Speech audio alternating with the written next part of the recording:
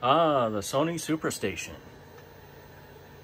This is what I had to back up all my data 20 years ago, if not 25 years ago, somewhere around that.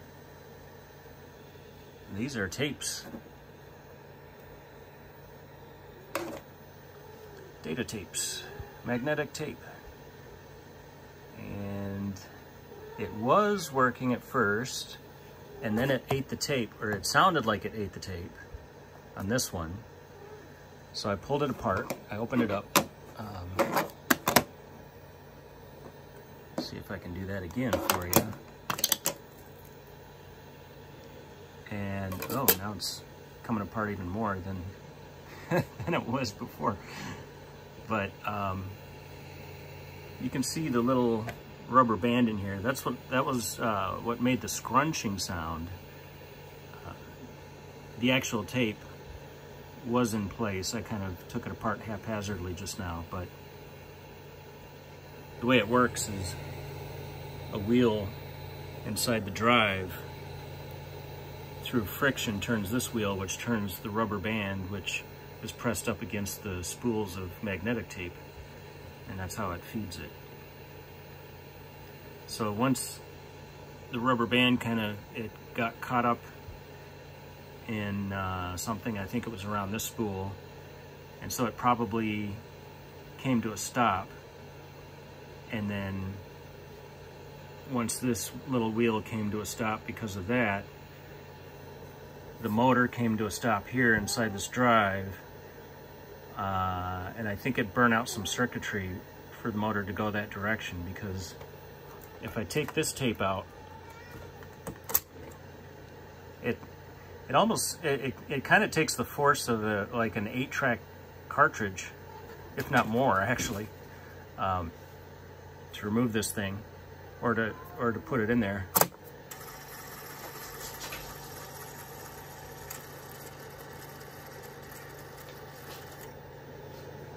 But you can hear it moves a little bit. The little indicator comes on saying it's accessing, but nothing. It's been sitting here for hours and has processed 0. So I'm not sure what the issue is, but I suspect that maybe some circuitry got burnt out, and maybe it can only go the one direction now. So I think I think this thing kind of ruining itself ruined this is what I suspect. I'm not totally sure. I'm gonna donate it to RePC. Maybe someone else can figure it out or dink around with it, maybe fix it up. You know, there's people that do that. So I let them, this stuff is rare and they want to play around with it. All the power to them. They can go ahead and do that. I'm not going to take away their opportunity, out of selfishness or something, by just tossing it in the landfill or something like that. So I'll be sure to donate it. And to be honest, I'm just making, speculations. I'm just speculating about what's happened here and why it's not working. For all I know, it's the computer I'm using or the software, or who knows what. I mean, maybe reinstalling the driver would help. I'm about done playing around with this for now. I've done about as much as I'm willing to do with it, and it's time to let it go for me. So yeah, it was an interesting piece of technology back in the day, though. The place I worked at did tape backups, and so I thought, well, I should be doing backups too. So I did, and even on tape, I did my own little tape backups with my own computer, and it's so funny. I mean, each of these cartridges is only like what, 6.5 gig. Yeah, 6.6 gig, and they had a larger cartridge that was about twice this size. I guess it really stuck out of the machine, and that thing was 10 gig. But kind of interesting. And I guess they designed this thing this way so that you wouldn't see, there was no, what am I trying to say? You know, it's just flat on the bottom.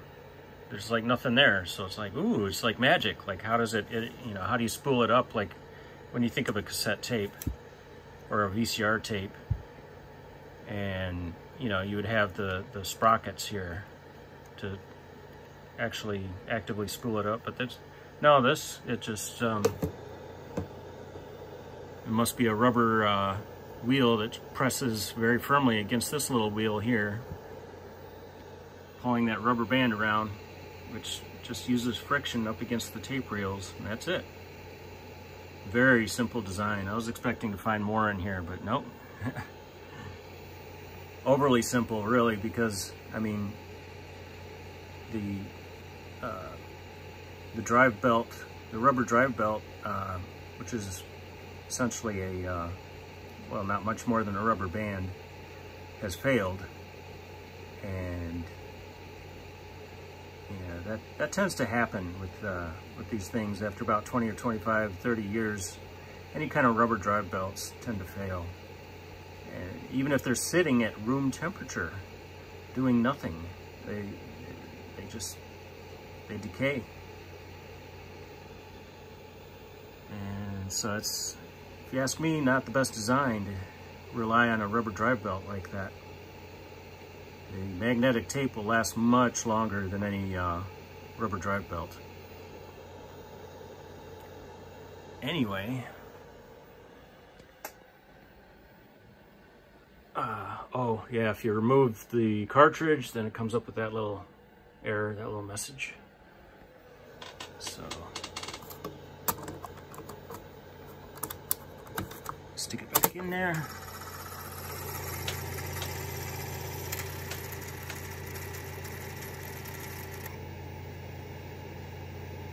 And that's what it does. Seems like it rewinds a little bit and then gets stuck. It just won't go, it won't play. It won't read the, I don't think it's actually reading the data. I think it just gets stuck. And sometimes I hear the motor trying to go initially once it gets to this point, and then nothing. So, oh well.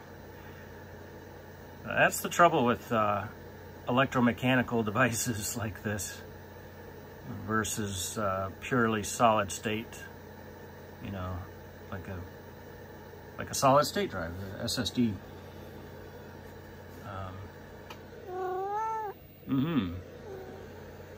Well, that's what she said.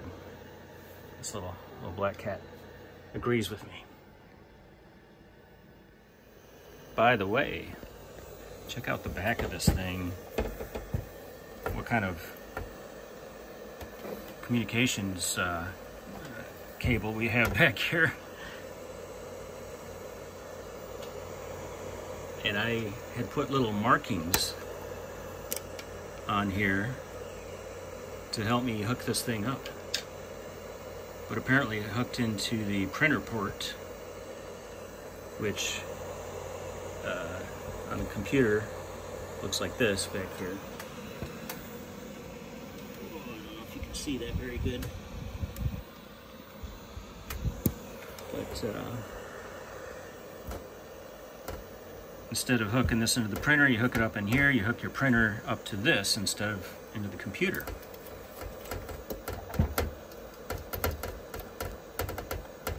And I tried unplugging and replugging these both ends of this in case it was just bad connection.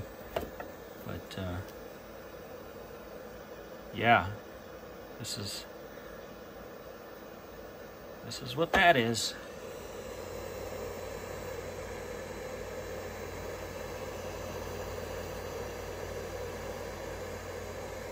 Good times.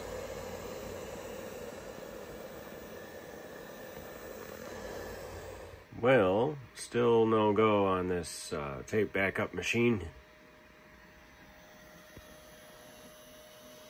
I even disassembled it and took a look in here. I heard something flopping around in here. These little rubber feet that are on all corners of this machine. One of them, the little rubber tab here, kind of broke off, and I think that's what was flopping around inside here, because when I shake this around and flip it upside down, I could hear something in there, and you should not hear anything like that when you have an electromechanical machine like this that reads tapes. And by the way, wish I had a flashlight handy for you. There's the head, and it's right up against the tape, which, well, yeah, hard to see without a flashlight. Anywho, yeah, I can't really see anything wrong in particular. It sounds like a motor is winding, but when I did take a look at this tape, right up against the tape head there, it doesn't appear to be advancing. And these gears here are not moving, which they do initially, and then they stop. So, in fact, can you see? No, I don't see it. It's really hard to see the tape. I put some light here for you, but it's still very hard to see the tape in there. But trust me, it's right up against the head there, kind of down inside the machine, down a little further than what you can see here. So, yeah, I've done all I can to save this one, but it doesn't seem to be salvageable at this point. What can you do? And I like how they shielded the 110 volt AC coming in right here with that clear plastic. Perfect for guys like me who are, you know, open this up and, you know, plug it in, and you can hear the inner workings of this much better with the hood off of it. Maybe I can give you a little demo.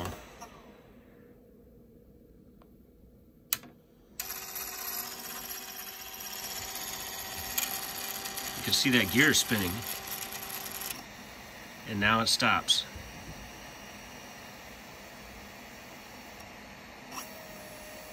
And then there's that other motor that's spinning. Is that just a fan motor, or what is that? I don't know.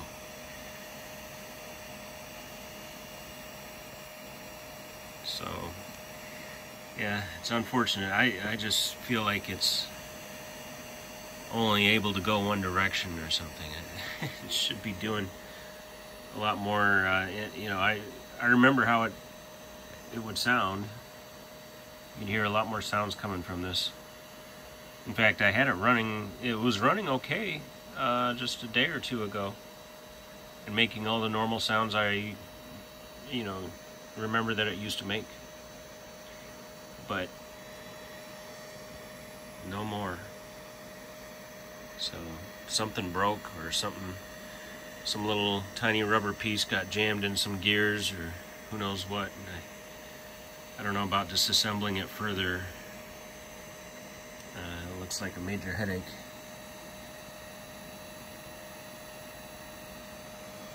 I mean, I could try. I guess I'd have to unplug that and unplug that one. And then what?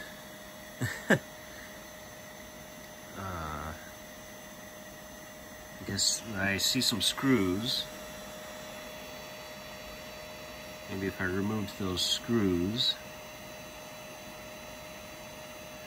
I don't know. These kinds of things, you can just keep going. I mean, I'm sure there may be a chance that I could remove a little rubber piece from some gears or something and fix this. But there's also a chance that something got burnt out. You know, you stop a motor for too long and you either burn out the motor or you burn out the circuitry that powers the motor. And that may be what happened here. I suspect that little tiny rubber piece got jammed up in the gears or something and stopped the motor, and you know, like a power transistor burnout. So now it just doesn't work. That's what I put my money on. That's all I got for you today. Like, subscribe, and hit the bell icon to be notified when I post a new video. And we'll see you all later.